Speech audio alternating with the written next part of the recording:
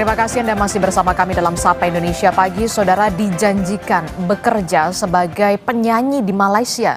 Seorang warga Asahan, Sumatera Utara malah menjadi korban perdagangan orang di Kamboja. Korban pun meninggal dunia setelah sempat meminta bantuan keluarga untuk membantu memulangkannya.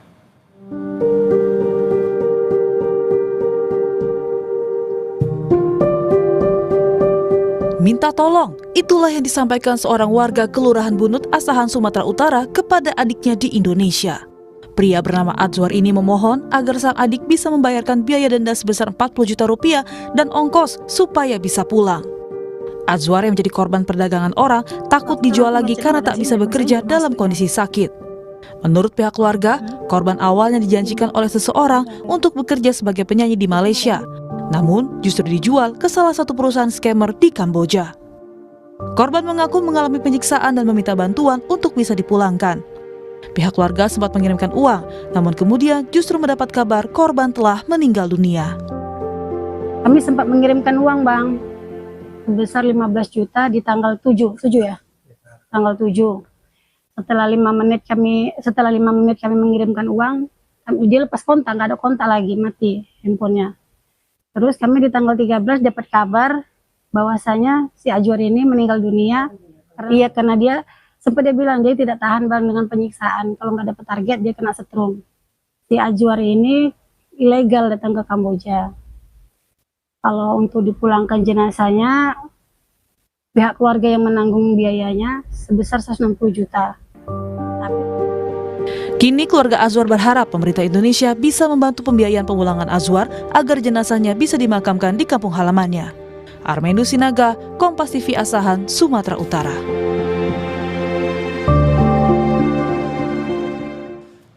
Duka mendalam menyelimuti keluarga Azwar, seorang pria yang dijanjikan menjadi penyanyi malah menjadi korban perdagangan orang di Kamboja. Hingga kini jenazah belum berhasil dipulangkan karena biaya yang harus dikeluarkan keluarga mencapai 160 juta rupiah.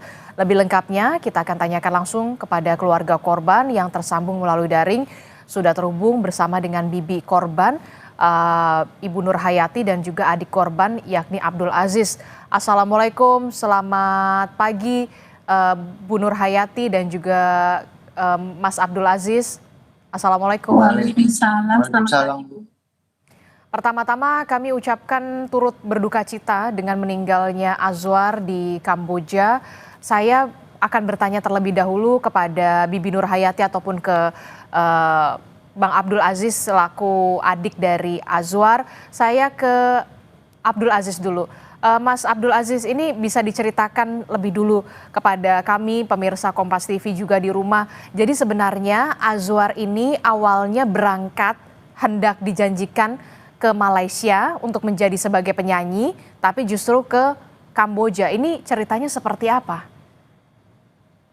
Kalau ceritanya Bu, kami kan tidak pernah, dia pertama pergi dia nggak pernah ngomong Bu.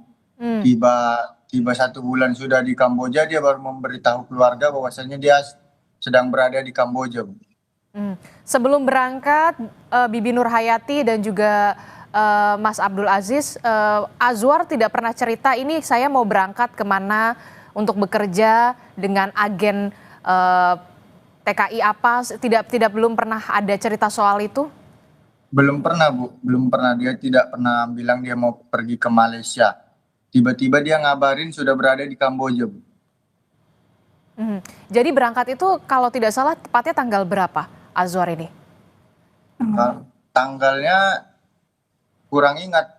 Dia bulan 3 kemarin Bu, sebelum Hari Raya Idul Fitri Bu.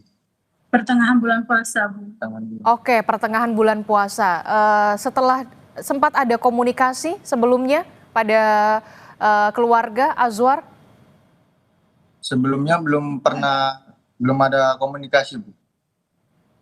Kepada Bibi Nur Hayati? Setelah 1 bulan di Kamboja baru memberi kabar Bu, kalau bahwasanya dia di Kamboja. Dia sedang sakit, masa itu dia sedang sakit, dan dia sempat juga mengirimkan uang kepada adiknya sebesar 1.250.000 Bu. 1.250.000 itu di bulan April. April ya? Iya, bulan April, Bu. Di bulan April sempat mengirimkan uang Mei. ke keluarga itu 1.250.000. Apa yang diceritakan Azwar kala itu? Berarti di Malaysia tidak ada komunikasi Azwar selama ini di Malaysia? Tidak Tidak ada, Bu. ada. Dia setelah mengirimkan uang itu, dia bilang, ini sisa uang gaji abang kirimkan sama Mujis, baik-baik kamu ya di sana ya. Abang di sini kan kemarin? Abang di sini lagi sakit-sakitan. Setelah ngirim duit ini abang nggak ada kabar lagi, Jis. Kamu baik-baiklah di sana, Jis, katanya gitu, Bu.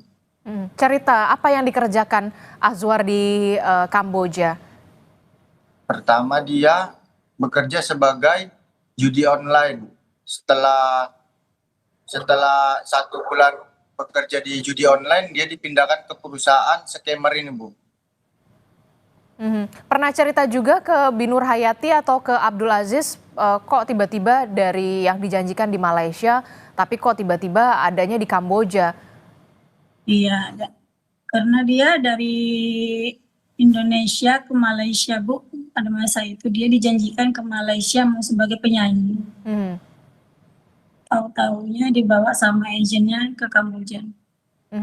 Agennya itu keluarga tahu dari mana? Enggak, Bu. Karena kepergian dia pun kami nggak ada yang tahu, nggak ada pamit sama keluarga. Oke, tidak ada pamit. Berarti terakhir komunikasi dengan pihak keluarga itu kapan? Di tanggal 7 Juni semalam. 7 Juni, apa yang dikomunikasikan atau diceritakan oleh Azwar kepada pihak keluarga kala itu?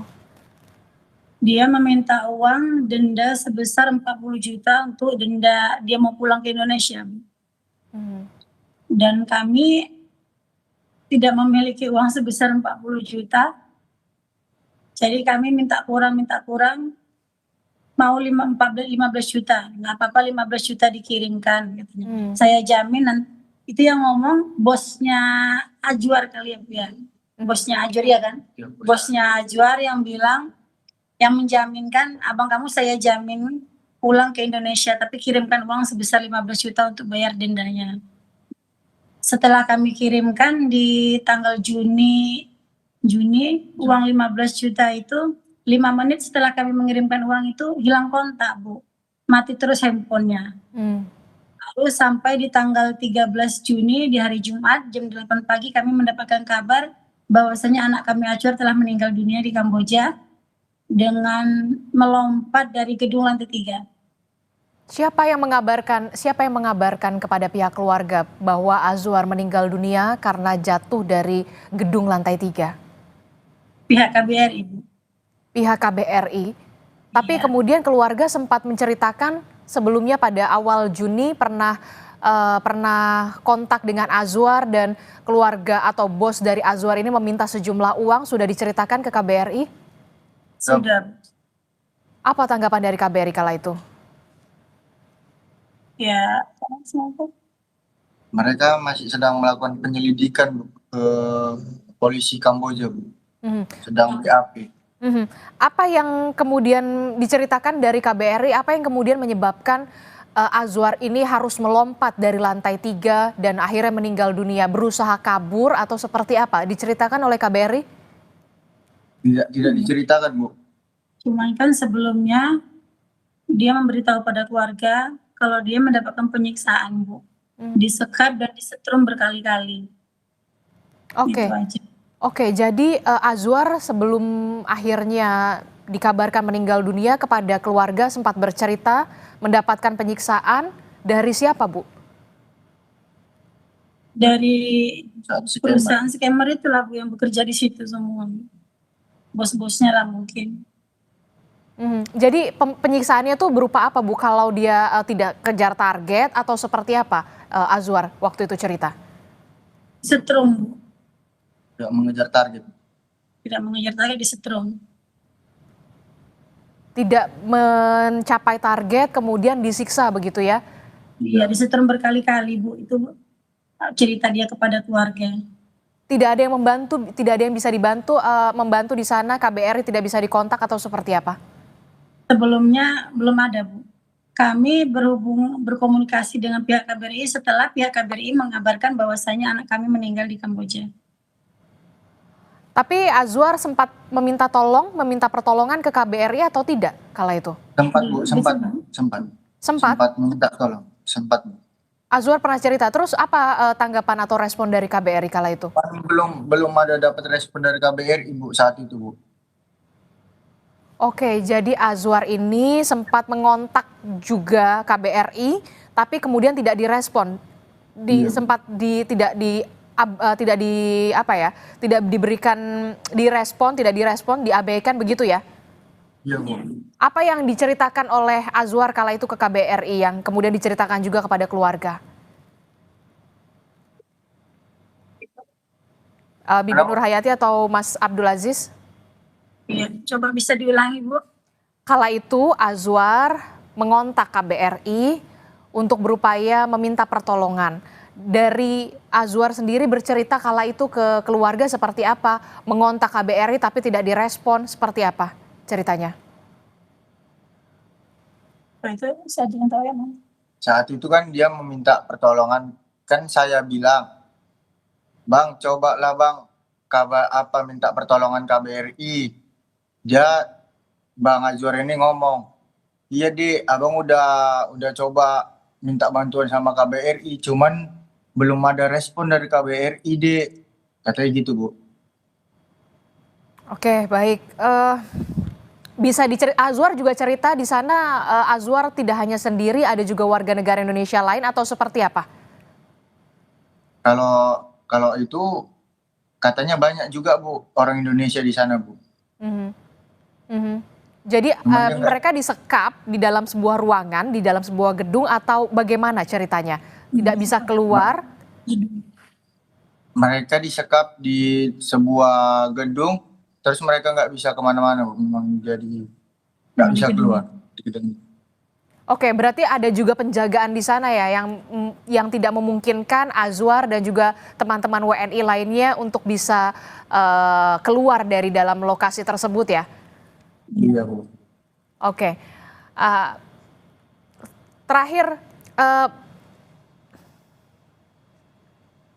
nah ini bagaimana setelah sempat ditransfer juga ke pihak sana, perusahaan di sana, karena sempat mentransfer 15 juta juga ya, Bi Nurhayati ya.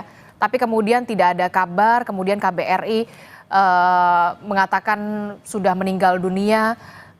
Pihak keluarga seperti apa? Inginnya dikembalikan lagi kembali ke tanah air jenazah Azwar untuk dimakamkan di tanah air. Apa respon KBRI kala itu? Pihak KBRI masih menunggu kabar dari penyidik Bu. Apa katanya? Tidak bisa dipulangkan ke Indonesia? Bisa, katanya bisa, tapi butuh proses karena kan masih dalam penyidik kepolisian Kamboja. Kalau mau dikembalikan ke Indonesia, kita butuh waktu lama. Terkait dengan 160 juta rupiah itu, benarkah baru bisa dipulangkan ketika menyetorkan uang 160 juta rupiah dari pihak keluarga? Begitulah Bu katanya. Itu diserahkan kepada siapa? KBRI atau seperti apa uangnya? Itu semalam belum sempat kami bicarakan sampai ke situ Bu. Cuman kayaknya kalau memang pihak keluarga mau minta dipulangkan jenazah ini dengan secara cepat, harus dana dari keluarga sebesar 160 juta. Itu kata siapa Bu Bi Nurhayati? Yang datang semalam tuh KBRI atau Kemenku gitulah Bu, Kemenlu gitulah Bu. Jadi dari pihak di sana begitu ya, kalau mau dipulangkan secara cepat harus mengeluarkan uang 160 juta rupiah. Iya. Baru bisa dengan biaya sendiri karena memang Azwar ini alasannya tidak bisa dipulangkan difasilitasi negara karena memang non prosedural berangkatnya. Iya Bu, iya. Begitu alasan mereka? Iya Bu, iya. Oke, apa terakhir yang ingin Anda sampaikan dari pihak keluarga? Saya berharap tentu saja pemerintah pusat juga mendengar bagaimana keluhan dan juga harapan dari pihak keluarga Azwar untuk bisa jenazah Azwar ini dipulangkan untuk dimakamkan di tanah air. Seperti apa Bi Nurhayati dan juga Abdul Aziz? Harapan keluarga Bu, kami memohon sekali kepada Bapak Presiden Prabowo Subianto beserta menteri-menterinya. Kami minta bantuannya untuk dipulangkan anak kami ke Indonesia. Itulah harapan kami, Bu. Kami juga dari keluarga tidak mampu, Bu. Kalau harus dari kami, uang sebesar itu kami pun juga tidak punya. Kami memohon bantuan kepada Bapak Presiden Prabowo Subianto. Mohon dibantu kami, Bu. Maaf Pak, mohon dibantu kami. Oke, kalau dari Mas Abdul Aziz, berarti pihak keluarga tidak punya uang sebesar 160 juta rupiah itu. Apa yang ingin Anda sampaikan untuk bisa kembali kakak Anda, abang Anda, Azwar ini bisa kembali untuk bisa dimakamkan di tanah air? Kami memohon kepada Bapak Presiden Prabowo Subianto untuk berpulangnya jenazah abang saya bernama Azwar untuk ke Indonesia. Kalau untuk biaya kami keluarga tidak mampu untuk mencukupin biayanya, Pak. Oke, keluarga dari almarhum Azwar berharap pemerintah pusat bisa melakukan bantuan untuk mengirimkan jenazah Azwar ini kembali ke kampung halaman di Asahan, Sumatera Utara untuk bisa dimakamkan oleh pihak keluarga karena keluarga tidak ada dana begitu untuk bisa mengeluarkan uang sebesar 160 juta rupiah. Terima kasih. Binur Hayati sudah bergabung bersama kami. Abdul Aziz, terima kasih. Semoga pemerintah pusat melalui tayangan ini bisa melihat bagaimana harapan dan juga permintaan dari keluarga Azwar. Terima kasih Binur Hayati dan juga Nur Aziz. Selamat ulang tahun ke-60 untuk Harian Kompas, Kompas ID. Di tengah derasnya arus informasi dan perubahan zaman, Harian Kompas tetap setia, menjunjung integritas dan memberi makna pada setiap